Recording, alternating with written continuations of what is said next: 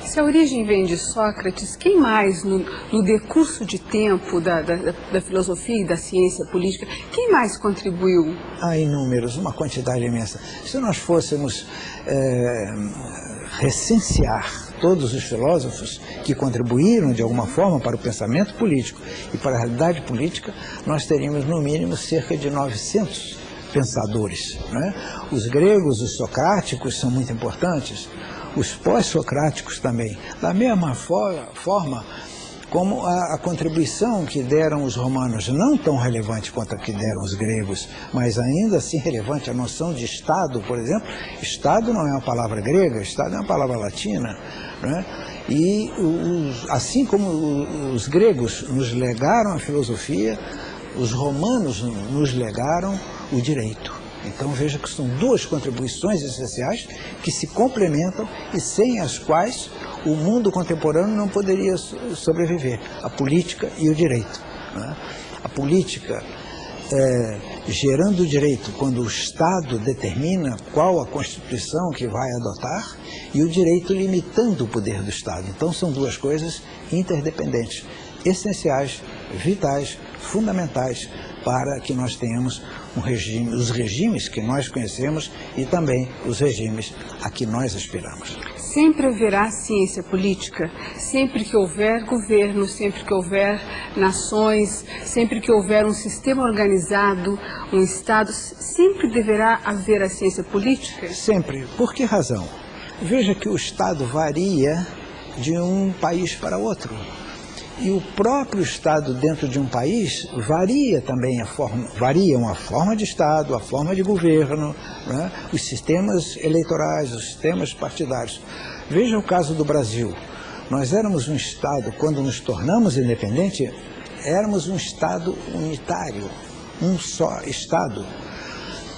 Em 1889, quando terminou, quando se revogou, quando se depôs a monarquia, né, a Constituição de 1891 transformou esse Estado, que era unitário, num Estado federado, composto de vários outros Estados, unidades da federação.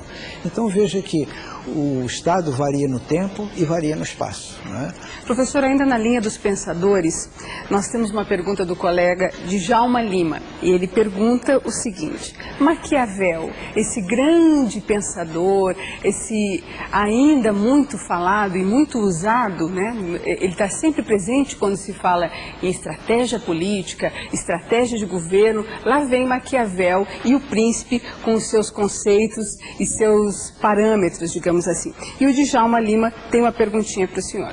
Por que Maquiavel é usado até hoje para definir alguns conceitos negativos na política? Bom, Maquiavel não é usado só para definir conceitos negativos, é também para definir conceitos positivos. O que ocorre é que quando ele escreveu, na época, durante o Renascimento, quando ele escreveu O Príncipe, né, como ele traduziu a realidade da política do seu tempo, e ele viveu um período muito conturbado na cidade de Florença, onde ele assistiu os espetáculos agradáveis e desagradáveis da política, né, ele foi tido como, criou o próprio nome dele, criou um adjetivo, deixou de ser substantivo próprio e passou a adjetivo, maquiavélico. Na realidade ele estava falando sobre a realidade, mas ele fala também sobre coisas, não só sobre coisas negativas, mas também sobre coisas positivas. Ele dá conselhos ao príncipe, né? Quando ele diz, por exemplo, que o homem precisa de fortuna e virtude.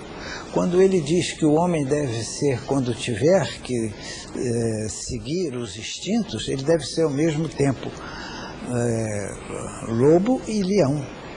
Por que razão? Porque o leão tem a força, né, e não sabe quando poderá ser atacado, ao passo que o lobo tem esse instinto. Então é uma comparação que ele fez, não só coisas negativas, mas também coisas positivas. Essa tradição de que ele foi maquiavélico, de que ele foi pernicioso para a história do pensamento político, né, já está ultrapassada há muitos anos, né? Ele foi considerado, o livro dele foi excomungado, como foram outros. O de Montesquieu também foi colocado no índex da igreja, né? E, no entanto, ele deu enorme contribuição para o pensamento político, na medida em que criou, materializou, propôs, etc., é o autor da teoria da divisão dos poderes. Maquiavel não fica muito assim numa linha tênue entre ser um filósofo e ser um estrategista, um cientista? É verdade. Não se pode. Uns consideram que ele é um teórico apenas da política, outros consideram que, ao contrário, ele é um grande analista da política. Então há todas essas facetas, essas considerações, essas visões que mostram a importância dele para o pensamento político, né? E mostram, mais do que a importância dele para o pensamento político, a importância para a prática da política, para a atividade política. Quantos Maquiavéis nós não conhecemos ao longo da vida e da nossa existência? É possível se fechar um conceito de ciência política? De que se ocupa a ciência política? Se ocupa exatamente de descrever, né, as instituições políticas, como o Estado, o governo, os grupos de pressão, os lobbies, os grupos de interesse. Ocupa-se também dos recursos de que a política se utiliza, a influência, o poder, a autoridade. Ao mesmo tempo, se preocupa também com os recursos da política. Quais são? Como age a política? Através de decisões ou deliberações políticas, aquilo que os cientistas chamam de policy formation, ou seja, formulação de políticas, né? E a formulação de políticas públicas e o processo de tomada de decisões da política. E, por fim, os fins da política. Embora não, como salienta o professor Norberto Bobbio, né, não haja praticamente nenhum fim a que a política não tinha se proposto, é preciso lembrar que há alguns fins mínimos da política. Ela objetiva o quê? Administrar os conflitos, né, de forma não destrutiva, conciliar. Esse é o principal fim da política. E o contrário da política é exatamente aquilo que Clausewitz definiu: a guerra. A guerra é a continuação da política por outros meios. Que meios? Os meios destrutivos. A política é ao contrário, é o uso, a aplicação dos meios não destrutivos para solucionar os conflitos. A sociedade e os fenômenos pelos quais ela passa é uma ferramenta da ciência política? É uma ferramenta, sobretudo, da sociologia política, que é outro campo, que estuda a influência da política na sociedade, estuda a relação entre o poder político e a sociedade, e basta lembrar as grandes expressões da sociologia política, né? Nós temos aí Robert Michels, que fez um dos primeiros estudos sobre os partidos políticos. É o caso do Gaetano Mosca, do Vilfredo Pareto, com a teoria das elites. É o caso do Max Weber, né, com os diferentes tipos de autoridade. São sociólogos, todos, né, que cuidaram de uma parte de que a ciência política não cuida, que é a sociologia política.